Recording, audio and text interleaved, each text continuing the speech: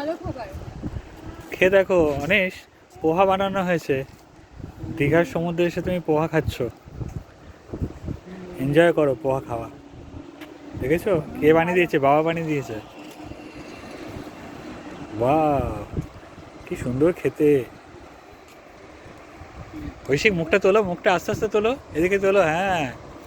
ওইদিকে সমুদ্রে ঢেউ উঠছে আর এদিকে অনেশবাবু পোহা খাচ্ছে।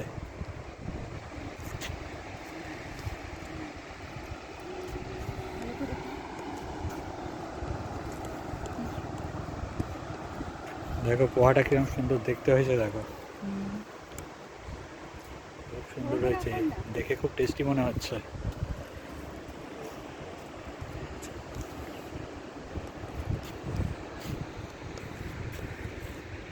ভালো।